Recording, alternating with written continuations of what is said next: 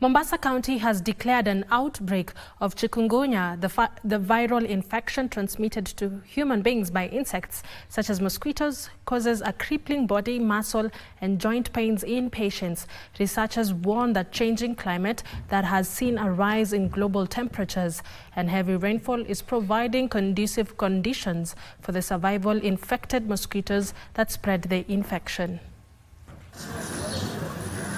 Grown bushes, courtesy of the wet and warm conditions in Mombasa County, coupled with the plastic containers and clogged drains, provide ample breeding grounds for the Aedes mosquito, the breed that spreads Chikungunya virus. Chikungunya is a Makonde word used to describe patients who would bend due to the crippling pain from the virus.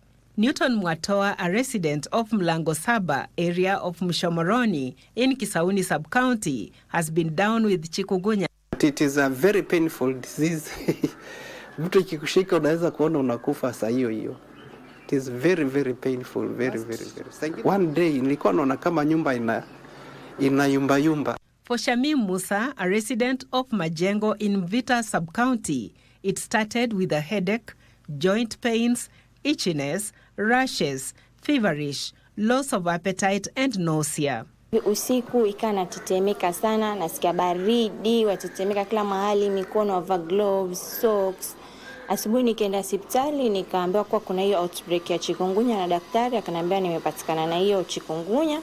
It was the same for Khadija Hussein, a resident of Magongo in Changamwe sub-county, but got complicated when she started feeling as though her fingers were swollen.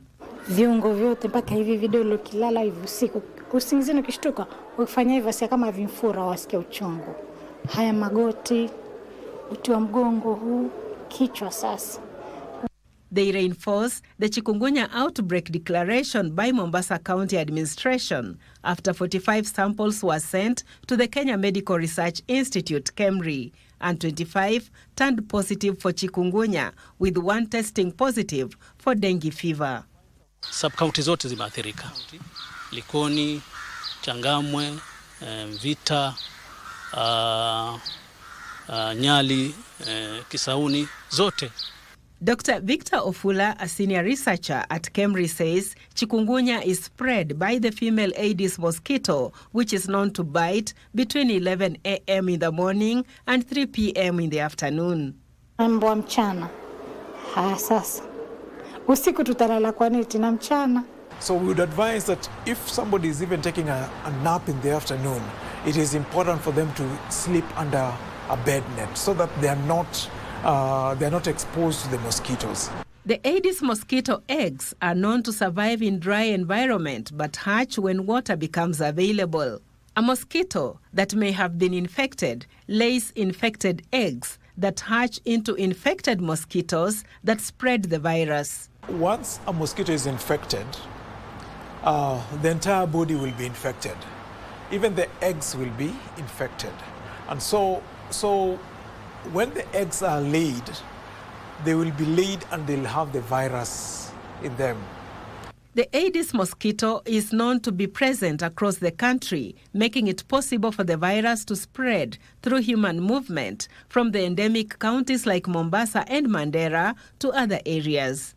With the impacts of climate change providing conditions necessary for the survival of the female Aedes mosquito, county governments are being urged to put in place surveillance mechanisms to prevent the spread of the disease. Other areas to take precaution, take care of the environment, clear breeding places. Mahali ninafundisha pia shule iko within the slums. So pengine hapo pia kuna hizo changamoto za pools of water, drainage in Mombasa is not a good one. Judith Akolo, KBC, Channel 1.